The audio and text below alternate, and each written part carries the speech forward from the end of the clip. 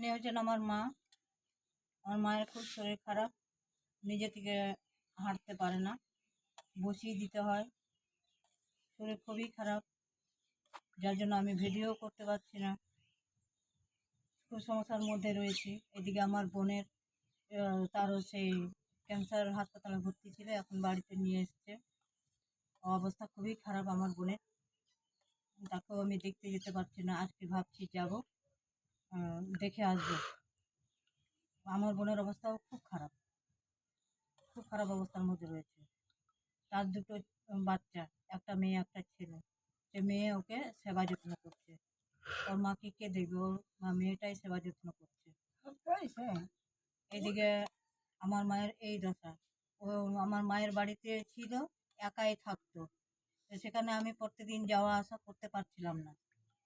কিছুদিন যাওয়া আসা করেছি, তারপরে আমি যাওয়া আসা করতে পারছি না।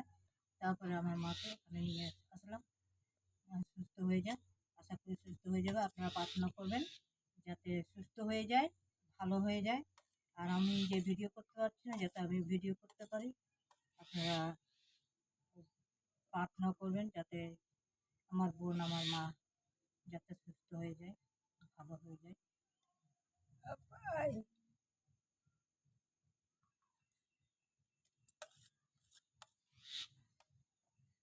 এরকম করে খাওয়ানো হচ্ছে।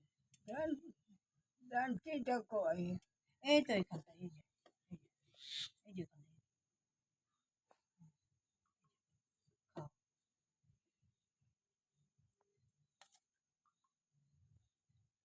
আপনাকে নিয়ে যাবো। বেশি ভাত খেতে পারে না, অল্প একটুখানি খায়।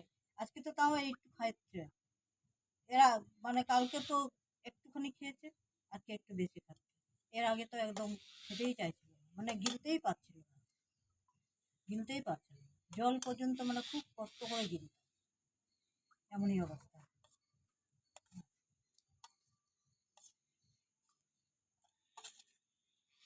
আমার বাবা নেই, বাবা তো আগে ডেথ হয়ে গেছেন। আমার ভাই বোনরা রয়েছে, আমার দিদি রয়েছে, আমার দিদি করতে পারে না, এক হাত অচল আছে, করতে পারে না।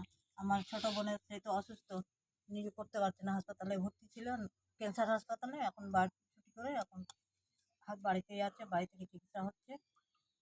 আমার বোনের অবস্থাও খুব খারাপ। এই সমস্যার মধ্যে আমরা রয়েছি। আমাদের বড়দিন আর কি করে আনন্দ করব? বাড়িতে অসুস্থ রোগী মানুষ থাকলে আর কি আনন্দ করা যায়? আনন্দ করা